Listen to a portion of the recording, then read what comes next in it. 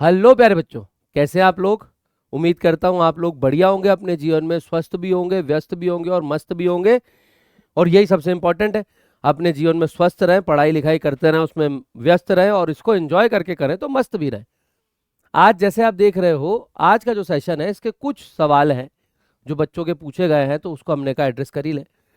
Sir, हर paper की तैयारी कैसे करें, बेस्ट सोर्सेस क्या होने चाहिए, आंसर को एक्स्ट्राऑर्डिनरी कैसे बनाएं, क्या पीवाईक्यू काफी है। ये जो चार सवाल है इन्हीं का मेन जवाब अपने को लेना है। पहला है, हर पेपर की तैयारी कैसे करें। मेरी राइटिंग की कोई बुराई नहीं करेगा, जैसी है बढ़िया है। हर पेपर की तैयारी कैसे करें।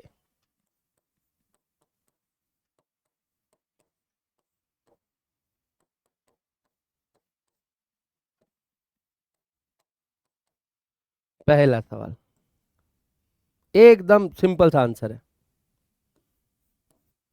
पहले आपने जो भी चीज पढ़ी है, चाहे आप क्लास से पढ़े हो, चाहे आप सेल्फ स्टडी में पढ़े हो,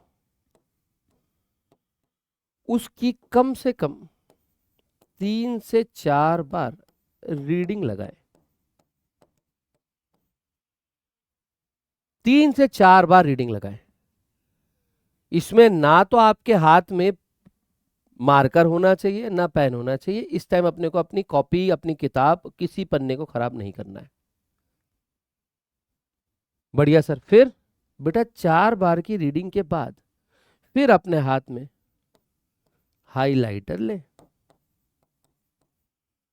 या अपने हाथ में पेन ले। अगर आपके हाथ में पेन है तो आप इस टाइम का यूज कर सकते हो सदुपयोग शॉर्ट नोट्स बनाने में। शॉर्ट नोट्स का मतलब ये नहीं होता है कि जीव के शरीर की सूक्ष्मतम संरचनात्मक क्रियात्मक इकाई जिसमें स्वजनन की क्षमता होती है, कोशिका कहा जाता है, को आप चीटी राइटिंग में लिख लो, वो शॉर्ट नोट्स नहीं है। शॉर्ट नोट्स का मतलब है आपने लिखा कोशिका। साइंस का मास्टर हूं तो एग्जांपल वहीं से दूंगा भाई साहब। आपने लिखा कोशिका, तो कोशिका का शॉर्ट नोट्स इतना सा होगा। रॉबर्ट हुक, ल्यूवेनहॉक, स्वजनन, सूक्ष्मतम संरचनात्मक क्रियात्मक, उसके बाद श्वानश्लीडन, उसके बाद प्रोकैरियोटिक यूकैरियोटिक। इसका मतलब है आप जब शॉर्ट नोट्स बनाओगे उसमें केवल कीवर्ड्स होंगे, और ये कीवर्ड्स आप केवल तब निकाल सकते हो बेटा जब आप कम से कम 3 से 4 बार रीडिंग कर लो, तो शॉर्ट नोट्स बना सकते हो। सर आपने एक और चीज लिखी, हाइलाइटर हो। हाँ, आप शॉर्ट नोट्स बनाने में अगर समय नहीं दे रहे हो तो आप वही काम हाइलाइटर से कर सकते हो। अगर आप हाइलाइटर से अपने नोट्स में ही कीवर्ड्स को अंडरलाइन कर लोगे तो वही आपका शॉर्ट नोट्स हो जाएगा।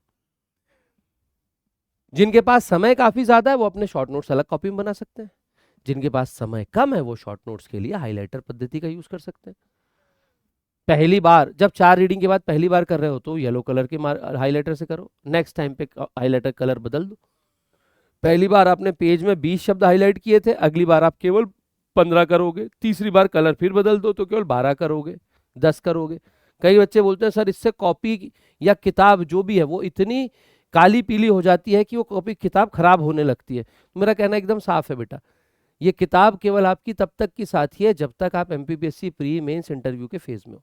जिस दिन निकल जाओ उस दिन बकायदा हाथ जोड़ना, जय भगवान करना, बस हो गया पूरा। एकदम सीधा सा काम है। तो किताब खराब नहीं हो रही है, वो किताब अपना काम करके दे रही है। किताब बहुत साफ। ये नोट्स कई बच्चे एकदम ऐसे बनाते हैं नोट्स की, क्लास में बना लिया फिर रफ किया फिर फेयर किया, ये नहीं करना है। नोट्स बस इतने बने कि हमको समझ आ जाए, हमको इस टाइम का सदुपयोग करना है, ये पढ़ने के बाद सदुपयोग करना है। ये पहला फेज था, इसका दूसरा फेज पे जाना है हमको। इस तरह आगे लिख देते हैं। आंसर राइटिंग, आज हिंदी लिखने की इच्छा हो रही है। उत्तर लेखन, हमको उस टाइप के वो जो हमने टॉपिक पढ़ा है उस पे हमको आंसर लिख के देखना है। कितने देखना है? 2 नंबर के 3 क्वेश्चन, 7 नंबर के 2 क्वेश्चन, 10 नंबर का 1 क्वेश्चन। जब भी लिखो 6 नंबर, 14 नंबर, 10 नंबर। जब भी लिखो 30 नंबर के आंसर एक साथ लिखो, सिंगल आंसर डबल आंसर नहीं लिखते। 2 नंबर के 2 क्वेश्चन लिख लिए, खुद को खुशी दे दी नहीं। 7 का 1 लिख लिया, खुद को खुशी दे दी नहीं। जब भी लिखो 30 नंबर का पूरा लिखो। शुरुआत में जब 30 नंबर लिखोगे आपको लगेगा 30 मिनट, 40 मिनट, 22 मिनट, 25 मिनट। धीरे धीरे करके अपन इसका समय कम करेंगे और समय सीमा में लाएंगे, क्योंकि पेपर में 300 नंबर लिखने के लिए 180 मिनट मिलेंगे। तो हमको ये पूरा का पूरा सेट 17 मिनट में, 18 मिनट में खत्म करना है, और ये हम प्रैक्टिस करके बना लेंगे। तो मेरे हिसाब से पहली चीज की बात तो हो गई, हर पेपर की तैयारी कैसे करें। हर पेपर की तैयारी में यही कॉमन चीज है। क्लास हो चाहे सेल्फ स्टडी, 3-4 बार रीडिंग करो, फिर हाईलाइटिंग करो, शॉर्ट नोट्स बनाओ, और फिर उत्तर लेखन करो।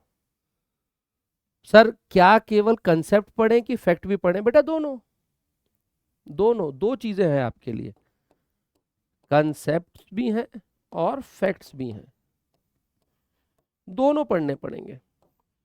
अब कई लोग एकदम ज्ञानी आ जाएंगे, बोले फैक्ट पढ़ने पड़ेंगे प्री के लिए और कंसेप्ट पढ़ने पड़ेंगे मेंस के लिए। ऐसा कुछ भी नहीं होता, हटा दो इनको। दोनों में कंसेप्ट भी लगेंगे, दोनों में फैक्ट भी लगेंगे। अगर टिक करवा ले तो प्रिय बेटा, और 2 नंबर में लिखवा ले तो मेन से। अपन प्योरली एमपीपीएससी की बात कर रहे हैं इस समय, प्योरली एमपीपीएससी की बात कर रहे हैं। अपना देखो वो भी वही है, एमपीपीएससी मुख्य परीक्षा। और मेंस में आप आंसर लिखोगे, उसमें भी तो तथ्य देने ही पड़ेंगे ना। कोशिका अगर 2 नंबर में आ गया तो बताना पड़ेगा ना, खोजकर्ता Robert Hooke, Antony von Leeuwenhoek, बताना ही पड़ेगा। पॉलिटी का कोई आर्टिकल आ गया तो उसका शीर्षक लिखना ही पड़ेगा। तो भाई साहब आपको कंसल्ट भी करना पड़ेगा, फैक्ट्स भी करने पड़ेंगे। और ध्यान से देखना, ये मुख्य परीक्षा 2026 के लिए विशेष बात हो रही है, और 2026 के लिए अब आपके पास टाइम नहीं बचा है कि आप शॉर्ट नोट्स बनाने पे जा सके। अब आपको यही कार्यक्रम करना पड़ेगा। और आप लोग जो मुख्य परीक्षा 2026 दे रहे हो, आप 5-10 बार तो पढ़ ही चुके हो सिलेबस को, तभी आपने प्री निकाला है। तो आपको ये रीडिंग करने में टाइम भी ज्यादा नहीं लगेगा, बहुत जल्दी जल्दी हो जाएगा। रीडिंग करो आंसर लिखो, रीडिंग करो आंसर लिखो। तो पहले सवाल का आंसर तो हो गया, हर पेपर की तैयारी कैसे करें। बेस्ट सोर्स क्या होने चाहिए, अगला टॉपिक है भैया, कि आपके बेस्ट सोर्स क्या होने चाहिए। ये जैसे कि बात हो रही है एमपीपीएससी मेंस की, वो भी कौन से वाले की, 2026 वाले की, जिसका मेंस सितंबर में है, 3 महीने में है। आज के लिए बेस्ट सोर्स जिससे पढ़ा है,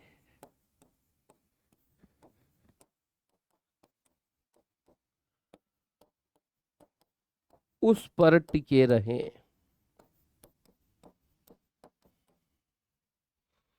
अब वो समय गया जब 5 किताबों की बात हो कि लक्ष्मीकांत से पॉलिटी पढ़ी कि नहीं पढ़ी, सुभाष कश्यप साहब पढ़े कि नहीं पढ़े, डीडी बसु साहब पढ़े कि नहीं पढ़े। अब नहीं है टाइम कि भारत का भूगोल किससे पढ़ा है, पेरियार पढ़ा कि नहीं पढ़ा, बंडवाल पढ़ा कि नहीं पढ़ा। अभी नहीं है वो टाइम, गया। सर पे पेपर है इस समय। आदर्शात्मक स्थितियों की बात आदर्शात्मक बन के नहीं कर सकते, अब व्यवहारात्मकता के साथ बात होगी। अरे सर स्पेक्ट्रम नहीं पढ़ा तो हिस्ट्री कैसे होगी, विपिन चंद्रा नहीं पढ़ा हिस्ट्री कैसे होगी, एस पांडे साहब नहीं पढ़े हिस्ट्री कैसे होगी। अब वो सीन ही नहीं बचा, अब टाइम ही नहीं बचा। जिस सोर्स को पढ़ा था उसी पर टिके रहे, उसी का रिवीजन करते रहे, उसी का रिवीजन करते रहे। जितना ज्यादा हो सके उसी को बैक टू बैक रिवाइज मारे, नए सोर्स पे मत जाए। तो दूसरे का भी आंसर हो गया। आंसर को एक्स्ट्रा ऑर्डिनरी कैसे बनाए, मतलब कि वो पूछना चाह रहा है आंसर में एक्स्ट्रा मार्क कैसे लेके आए। ध्यान से, आंसर एक्स्ट्रा ऑर्डिनरी बनाने का एक बढ़िया तरीका है फॉर्मेटिंग। आप जितना अच्छा हो सके अपने आंसर को फॉर्मेट करें। सबको पता है भूमिका, मुख्य बॉडी और निष्कर्ष इस फॉर्मेट में लिखना है। फॉर्मेटिंग सुधरती तब है जब आप इसको लिखने के अलग अलग यूज करते हो स्टाइल। सर कैसे? बेटा एक बच्चा लिखता है जो पूरा पैराग्राफ में लिखता है, उसकी पूरी कॉपी मोनोटोनस दिखती है। मोनोटोनस मतलब एक जैसी, बोरियत भरी। कुछ लोग स्टाइल बार बार बदलते रहते हैं। यहां पे इंट्रोडक्शन दे दिया, अब जैसे फॉर एग्जांपल पूछ ली किसी भी चीज की आवश्यकता, तो एक लिखने का तरीका होगा, आवश्यकता की हेडिंग डाली 1 2 3 4 5 और ये निष्कर्ष। एक लिखने का तरीका होगा, ये इंट्रोडक्शन दिया, फिर आवश्यकता की हेडिंग ऐसे डाल दी 1 2 3 4 5 और यहां निष्कर्ष। एक लिखने का तरीका होगा, टाइम कम होगा, तो ये इंट्रोडक्शन दिया, यह आवश्यकता की हेडिंग डाली 1 2 3 4 5 और निष्कर्ष। जो बच्चा कॉपी में बार बार स्टाइल बदलता है उसकी कॉपी थोड़ी सी ज्यादा अट्रैक्टिव दिखती है। बोलना मान गए सर? दूसरी चीज भैया, आपको जो चीज आपके पेपर में बाकियों से उठाएगी वो है आपकी राइटिंग। कॉपी जितनी साफ, कॉपी जितनी सुंदर, उतने नंबर मिलने के चांसेस ज्यादा। जिनकी राइटिंग खराब है उनको ये बात बुरी जरूर लगी, लेकिन ये सत्य है। तुरंत, अब जब सर पे पेपर है तो राइटिंग तुरंत नहीं सुधर सकती, लेकिन आप एक काम कर सकते हो, जितने पॉइंट चालू करो वो एक ही लाइन से चालू हो। पीछे जगह छूटेगी चलेगा, सामने एक जगह से चालू हो। अगर यहाँ पे हेडिंग डाली है और यहाँ से पहला पॉइंट चालू किया तो सब यहाँ से चालू हो। तो राइटिंग जरूर थोड़ी बहुत ऊपर नीचे हो, लेकिन पेज साफ दिखने लगता है, सुंदर दिखने लगता है, उससे भी नंबर मिल जाता है। सर और क्या करें? बेटा अपने आंसर में फैक्ट्स थोड़े से बढ़ाएं, फैक्ट्स थोड़े से इंप्रूव करें, उससे नंबर मिलेगा। सर क्या करंट अफेयर को जोड़ सकते हैं? करंट अफेयर को जोड़ सकते हैं, लेकिन करंट अफेयर के साथ में जहां पे भी डेटा दो वहां पे ब्रैकेट में आना चाहिए आर्थिक सर्वेक्षण और उसका साल। आर्थिक सर्वेक्षण के डेटा को ही मान्यता ज्यादा मिलती है। पेपर में पड़ी हुई चीजों को आप करंट अफेयर के हिसाब से नहीं जोड़ सकते, ऐसे काम नहीं करना है। कोशिश करें रिवीजन ज्यादा रहे, रिवीजन ज्यादा रहेंगे, तथ्य ज्यादा रहेंगे, तथ्य ज्यादा रहेंगे तो आसानी से आपका काम बनेगा। ये काम करने के लिए, आंसर को अच्छा बढ़ाने के लिए आप कर सकते हो अपना मूल्यांकन। मूल्यांकन दो तरीके से होता है। अगर आप ठीक ठाक आंसर राइटिंग सीख चुके हो तो आप स्वमूल्यांकन के स्तर पे हो, और अगर आप स्वमूल्यांकन के स्तर पे नहीं हो तो आप किसी टेस्ट सीरीज या किसी मेंटरशिप प्रोग्राम को ज्वाइन कर सकते हो, जिसके माध्यम से आप अपने आंसर का मूल्यांकन करा सको और गलती आपको पता चलती रहे, क्योंकि हर व्यक्ति की, हर बच्चे की गलती विशेष होती है। तो उम्मीद करता हूं आपको तीसरे पॉइंट का आंसर भी मिल गया होगा। सर पीवाईक्यू काफी है? बेटा पीवाईक्यू पहला चरण होता है। क्या पीवाईक्यू काफी है? पीवाईक्यू होता है प्रथम चरण, कि हमने जितना पढ़ा है उससे पुराना पेपर तो आया तो आगे के चांसेस भी बनते हैं। तो ये तो मस्ट है। इसके बाद क्या बेटा, हम लोग आंसर राइटिंग प्रैक्टिस के लिए करते हैं, ना कि इंपॉर्टेंट क्वेश्चन समझने के लिए। पीवाईक्यू से तो हमको एग्जाम का पैटर्न भी समझ आता है। बाकी हम आंसर राइटिंग जो करते हैं वो केवल किसके लिए करते हैं? प्रैक्टिस के लिए। तो पीवाईक्यू अगर आप कर चुके हो तो आपको अगले चरण में जाना पड़ेगा, प्रैक्टिस। और प्रैक्टिस में कई चीज देखनी पड़ती है। समय प्रबंधन इंपॉर्टेंट है, भय प्रबंधन इंपॉर्टेंट है, गति प्रबंधन इंपॉर्टेंट है। ये सब कामों के लिए आपको प्रैक्टिस जरूरी होती है। तो पीवाईक्यू प्रथम चरण है, वो पूरा कर लिया, अगर आप उस पर जीत गए हो तो बहुत बढ़िया, लेकिन अगले चरण पे आपको प्रैक्टिस करनी पड़ेगी। जब भी करो, एकदम घर में बैठ के भी कर रहे हो तो ऐसा करो कि पेपर के स्टैंडर्ड में कर रहे हो। अब छोटे आंसर लिखने की जरूरत नहीं है, सीधे 150 नंबर लिखो और थोड़े दिन बाद सीधे 300 नंबर लिखो 3 घंटे में बैठ के, तो काम आसानी से बनेगा। क्योंकि पीवाईक्यू तो हम सब शुरुआत में ही लिख लेते हैं ना, ये 30 नंबर के पैटर्न में ही पीवाईक्यू लिख लेते हैं, तो काम हो जाता है। तो उम्मीद करता हूं आपके पूरे सवालों के जवाब दे दिए। हर पेपर की तैयारी कैसे करें हो गया, बेस्ट सोर्स क्या होना चाहिए, आंसर राइटिंग में एक्स्ट्राऑर्डिनरी कैसे बनाए, क्या पीवाईक्यू काफी, सब दे दिया। और अगर आप अपना इस समय अंतिम समय पे आप अगर मूल्यांकन की स्थिति पे और उस मूल्यांकन के साथ आप स्वमूल्यांकन के करने में काबिल हो तो बहुत बढ़िया, नहीं अगर आप चाहते हो टेस्ट सीरीज मेंटरशिप प्रोग्राम तो पीडब्ल्यू परिवार आपके लिए लेके आया, उसके लिए सफलता मेंस बैच 2026।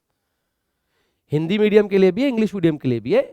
इंग्लिश इसलिए बोलते हैं क्योंकि टीचरों के समझाने की जो भाषा अपने एमपी में वो इंग्लिश ही चलती है, हिंदी चलती है, तो इंग्लिश हो जाता है, पर इंग्लिश मीडियम बैच है और ये हिंदी मीडियम बैच है।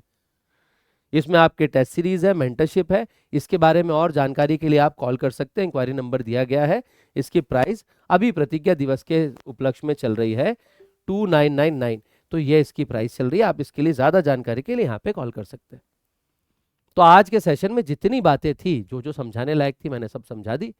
बाकी आप सबको मेरी तरफ से बहुत बहुत पहले ही ऑल द बेस्ट एग्जाम के लिए, एग्जाम की तैयारी के लिए। तैयारी जितनी सॉलिड करोगे एग्जाम उतना सॉलिड जाएगा।